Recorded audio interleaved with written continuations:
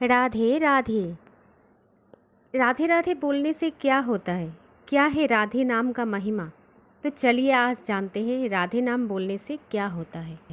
एक बार एक व्यक्ति था और वो एक संत के पास गया। संत के पास में जाके वो बोला, संत जी मेरा एक बेटा है, वो ना तो पूजा पाठ करता है ना ही भगवान का नाम लेते हैं। तो आप कुछ ऐसा कीजिए कि उसका मन भगवान पे लगा रहे। तब संत जी बोलते हैं, ठीक है बेटा, एक दिन तो उसे मेरे पास लेकर आ जा। और अगले ही दिन वो व्यक्ति उसके बेटे को लेके संत जी के पास चले गए। अब संत जी उसके बेटे से कहते हैं, बेटा बोलो राधे राधे। तब बेटा कहता है, मैं क्यों कहूँ राधे राधे। संत जी एक बार और बोलने को बोलता है, बेटा बोलो राधे राधे। और बच्चे ने इसी तरह से हमेशा मना करता रहा और बच्चे से जितना बार ही पूछा गया बोलो राधे राधे, वो उतनी बार ही एक ही जवाब दिया, मैं क्यों बोलूं। फिर संत जी ने कहा, जब तुम मर जाओगे और यमराज के पास जाओगे तब यमराज तुमसे पूछेंगे कि कभी तुमने भगवान का नाम लिया, कोई अच्छा काम किया। तब तुम कह देना कि मैंने जीवन में एक बार सिर्फ राधा रानी की नाम को पुकारा था। इतना बताकर वो संत चले गए। फिर समय व्यतीत हुआ और एक दिन वो मर गए। यमराज के पास पहुंचा। तब यमराज ने पूछा, कभी तुमने कोई अच्छा काम किया था? उसने कहा, कभी तो कोई अच्छा काम नहीं किया था, बस एक बार जीवन में हमने राधा नाम लिया था। जीवन में मैंने एक ही बार सिर्फ राधा रानी का नाम लिया, मुझे बस आप इस नाम का महिमा बता दीजिए। तब यमराज सोचने लग गया कि एक बार राधा नाम का महिमा क्या हो सकता है, उनको भी तो पता नहीं था। तब यम बोले, चलो इंद्र के पास चलते हैं, तुम्हारे इस समस्या का समाधान बस वही कर सकते हैं। क्या फल मिलता है एक बार राधा नाम बोलने से। फिर वो व्यक्ति बोला कि मैं ऐसे नहीं जाऊंगा, मेरे लिए एक पालकी लेके आओ और मैं उसी पालकी में बैठ कर जाऊंगा।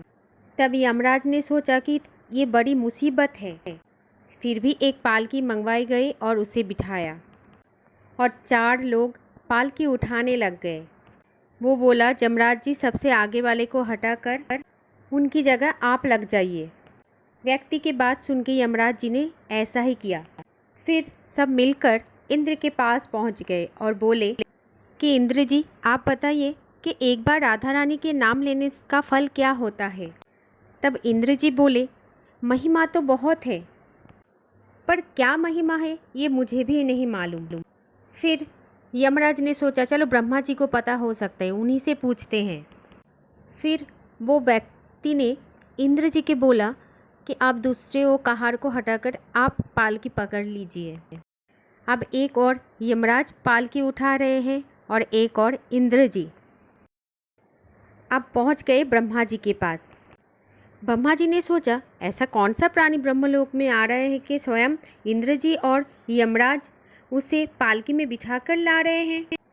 फिर ब्रह्मा जी के पास पहुंच गए और सभी ने पूछा कि ब्रह्मा जी आप हमें ये बताइए कि एक बार राधा रानी का नाम लेने का क्या फल हो सकता है।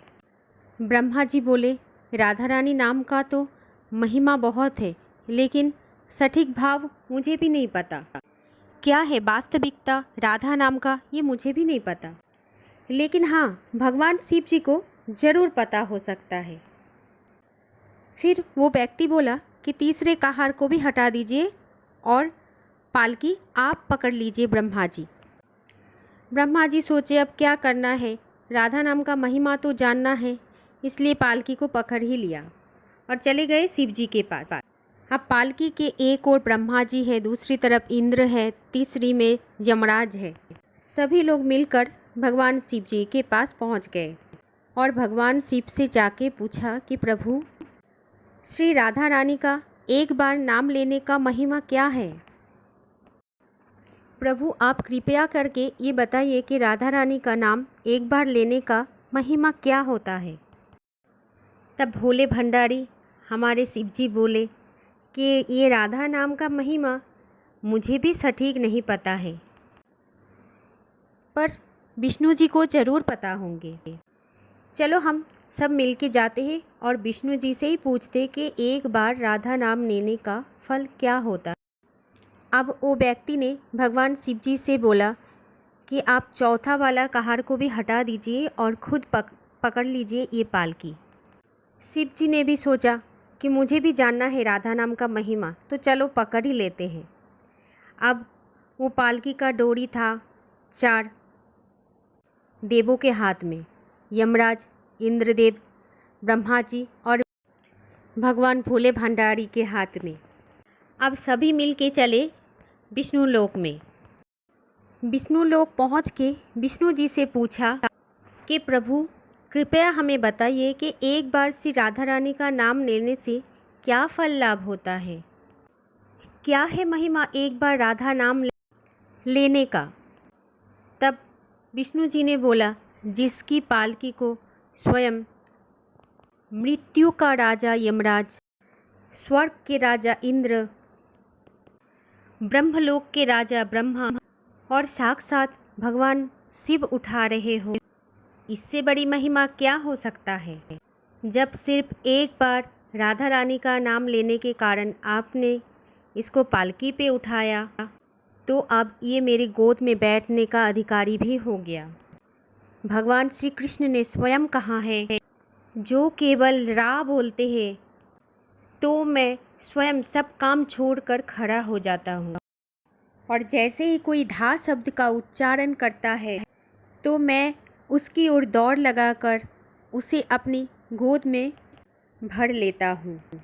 विष्णु जी की ये बात सुनकर सभी देवताओं तथा वो व्यक्ति भी समझ गए कि राधा नाम लेने का महिमा क्या है। केवल मात्र एक बार राधा नाम बोलने से इतना पुण्य होता है, इतना पुण्य होता है। तो सोचो, पूरे जीवन भर आप राधा राधा बोलोगे तो भगवान स्वयं आपके पास आके सुनेंगे राधे राधे। तो दोस्तों, आज हम सभी ने जान लिया कि राधा नाम का एक बार बोलने से क्या फल लाभ होता है। तो आपसे हम ज़रूर बोलेंगे राधे राधे, हरे कृष्णा। जय श्री कुंज बिहारी, जय श्री हरिदास, राधे राधे। बस एक यही नाम पे हमारा कन्हैया बिक जाते हैं, बस एक यही नाम पे हमारा कन्हैया खुश हो जाते हैं, संतुष्ट हो जाते हैं। तो प्रेम से बोलिए राधे राधे।